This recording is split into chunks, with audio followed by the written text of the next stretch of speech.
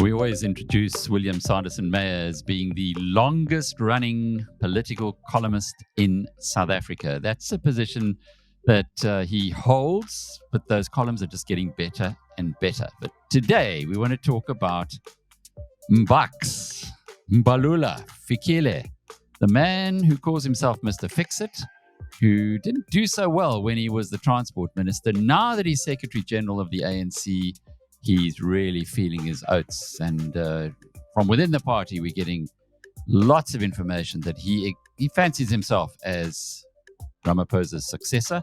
We'll find out from William why he is writing along those lines about Mr. Mbaks.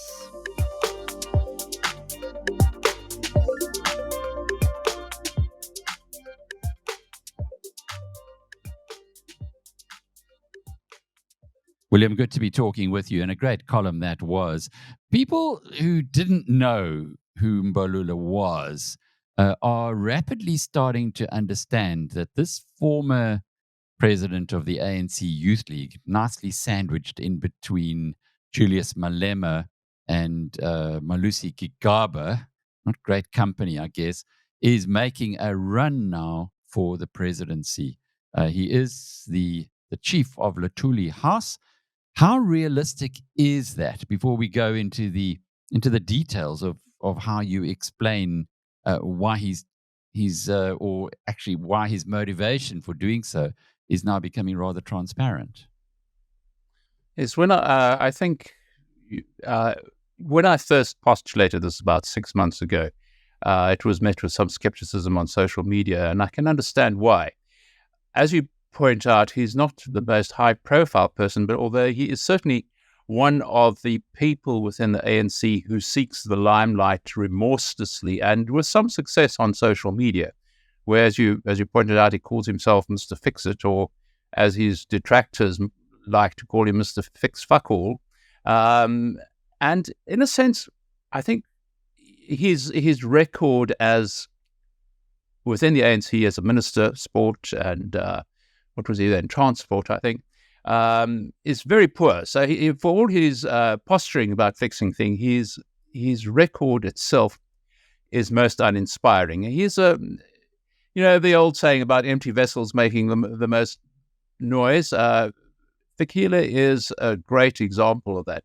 So he's become known, and of course now he occupies a very, very powerful position with the ANC, because the ANC has these two poles of power. Two sources of power. There's the Luthuli House and there is the Union Buildings, the Presidency and the President of ANC. And there is always this tension, but I think what we're seeing happening now within the ANC is that Fikile is flexing his muscles within the Luthuli House. And the Luthuli House is powerful. That is where the recall notices are issued from. So when Mbeki was recalled, and if and when Ramaphosa is recalled, that is where the process will be set in motion. So the president is always looking over his shoulder slightly towards Luthuli House and seeing what's happening.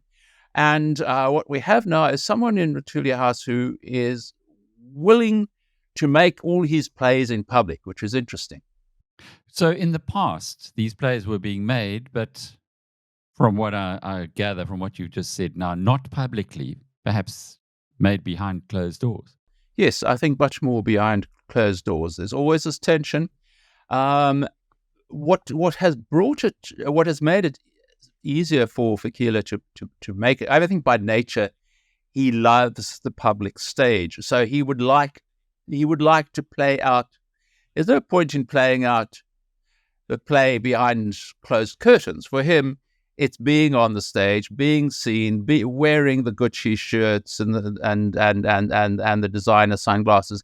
It is, for him, it is a public spectacle, and he'll extract maximum public value from it.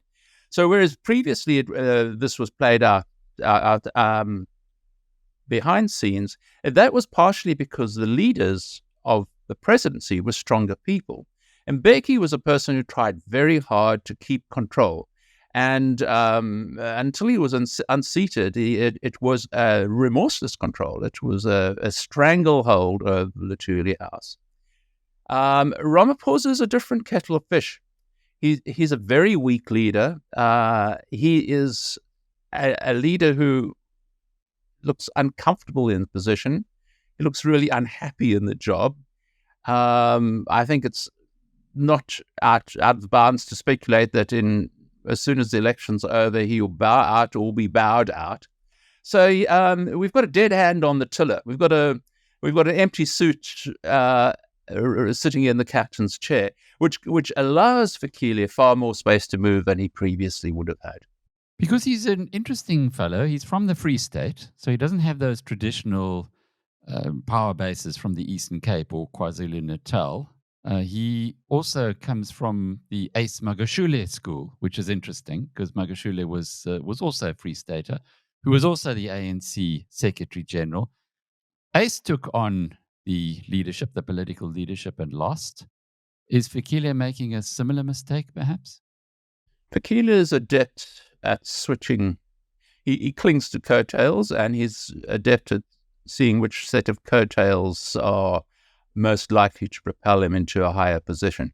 So he joined the Ramaphosa faction at the very last moment before the December 2017 leadership contest. And prior to that, he was a Zuma man, and he appeared to be involved in all kinds of murky dealings on part of the Zuma faction in terms of paying off delegates to conferences and stuff. But I mean, like that, he made that change. So whether he has the fact that he doesn't have a discernible power base, I'm not sure that it matters as much in the ANC as it did. I mean, after all, we have Ramaphosa, who didn't come to the position of presidency from one of the traditional Xhosa or Zulu power bases. He came in through a different door. I think there is such a hankering within South Africa for leadership that I think there's a seductiveness to Fikile. I mean, he is a seductive guy. You know, when he talks about you shouldn't be putting up statues. I mean, what is wrong with you? This country is in deep trouble. Your communities are poor and starving and desperate for service delivery. Why do you put up statues to Mandela? Is it really necessary? Or why are you sponsoring football clubs? It's absurd. These are the kind of things that that the leader of a country should be saying. But these are the things that shouldn't be coming from the Luthuli House. They should be coming from the presidency. But I don't know if you just think back to when tourism department, along the departed minister, his name escapes me now, wanted to erect this 200-meter flagpole. It simmered on and on for 6 months in and out of cabinet. It was discussed in cabinet, and Ramaphosa never put his foot down or indicated his displeasure or what a stupid idea it was. It was only when it became public and the public outcry was people were outraged at the concept. Only then did Ramaphosa actually dare say, well, this is not a good idea. So I mean, what we have indication on even the most minor issues, Ramaphosa is unable or unwilling to exercise any leadership. So here comes Fikile and says, it's not how you do things. Stand up straight, Gordon. Pull yourself together. He rebukes the president. He said, when there was this fight between the various energy ministers when the new electricity minister was appointed, he said, look, it looks like Mr. President, looks as if you don't have control over your cabinet. You must sort it out. In other words, putting the president on notice. So whatever the quiet power was between the Luthuli House and the presidency is now a very public vying into a vacuum because there's no resistance yet from the presidency. But at some stage, Ramaphosa will have to stand up to the Luthuli House, and then we'll see what happens then. It's so interesting. Just take us through what happened with that football sponsorship, because the different reactions from Ramaphosa and Mbalula, as you explained in your column, kind of tells the whole story. Yes. So the football sponsorship for Royal AM, the Pietermaritzburg Club, an amount of 27 million that they're going to sponsor over at the city of choice, the so-called city of choice, one of the dirtiest, filthiest, failing cities in the country, which has a lot of competition, but it's doing well in that particular stakes. They've committed 27 million over 3 years, and it so happened that the announcement was made a few days before Ramaphosa was in the city doing a kind of a walkabout, and he met with community leaders and ordinary people, and the refrain throughout these meetings was, please, the city is failing us. It's not doing things. It's not carrying out its mandate, and it needs to be sorted out.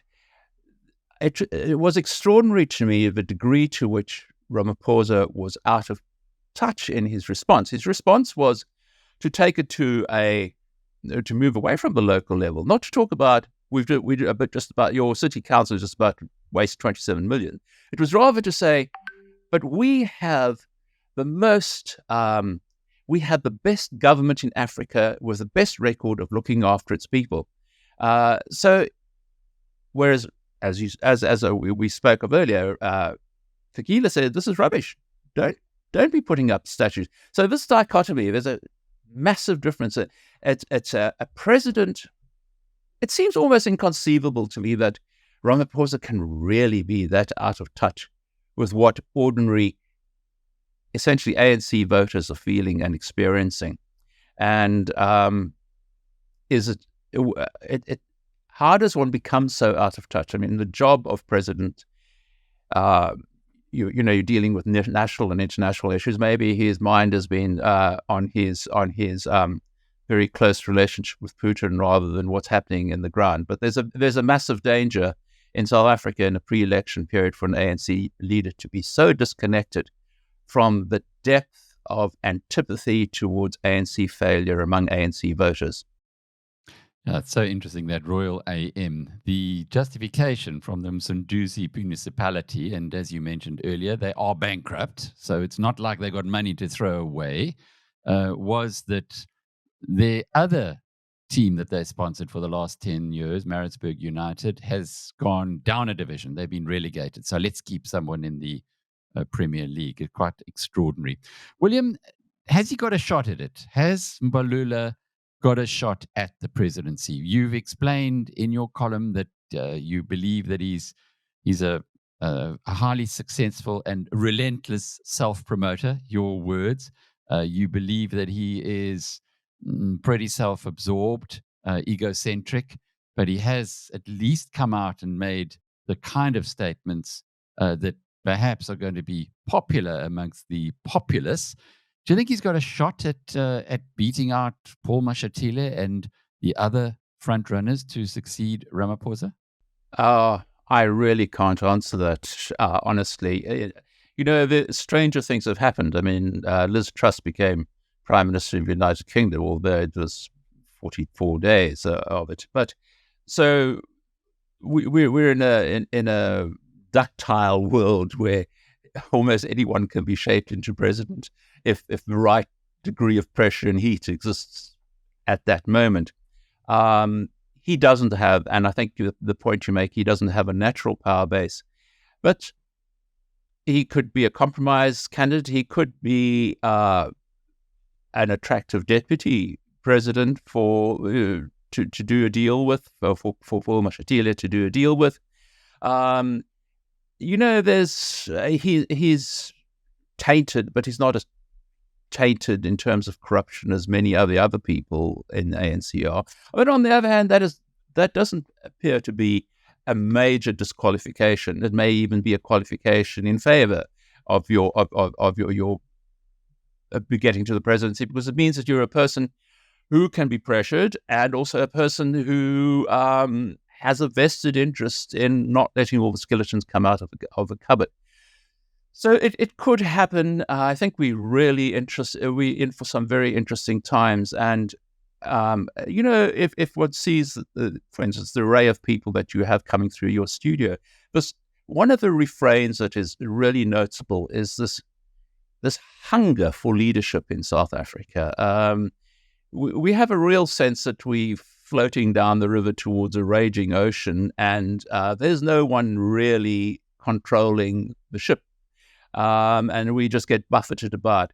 So the one thing that I think Mbalula, being such a great political operator, that is what he senses, that there's a real craving for someone else who will say the things that need to be. He will say, no more statues or no more sponsorships. These are not things that a president of the ANC can command to be done. But quite frankly, if he issued that command, it wouldn't happen. So there's certainly, I think there's this craving for leadership, and quite.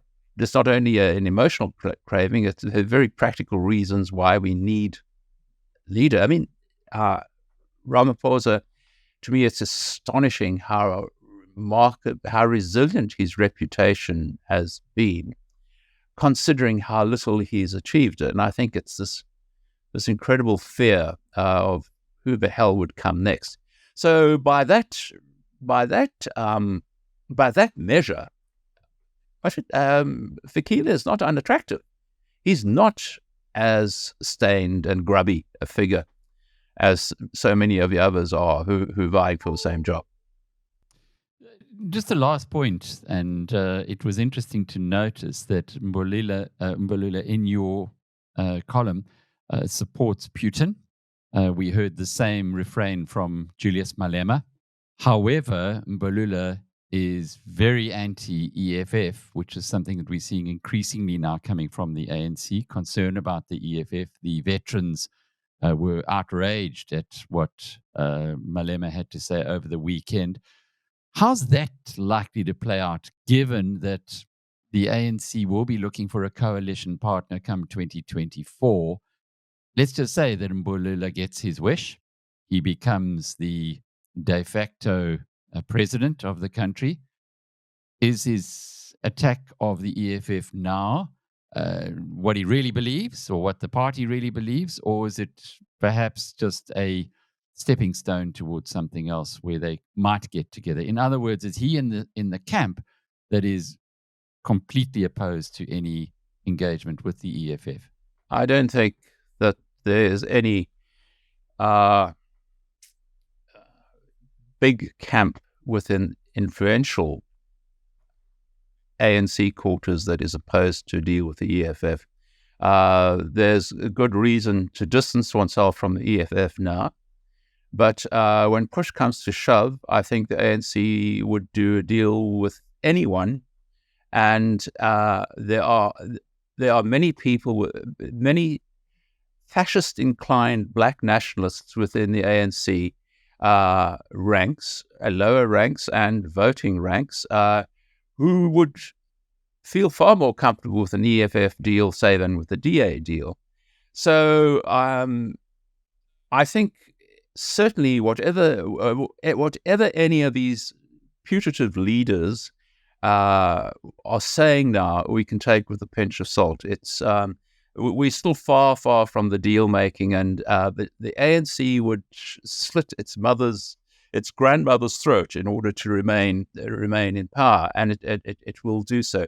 I think it's perhaps more rational for us to think of Mbalula as the deal maker, as the fixer rather than the fixit, the fixer behind the scenes. He may very well, he will play certainly a very large role in whatever comes out, in whatever kind of structural arrangements are made between the two parties, between any of the parties working with the ANC, and who the eventual new leader of the ANC will be. William Saunderson-Meyer, who is traveling, so thank you for finding the time to talk with us. And I'm Alec Hogg from BizNews.com.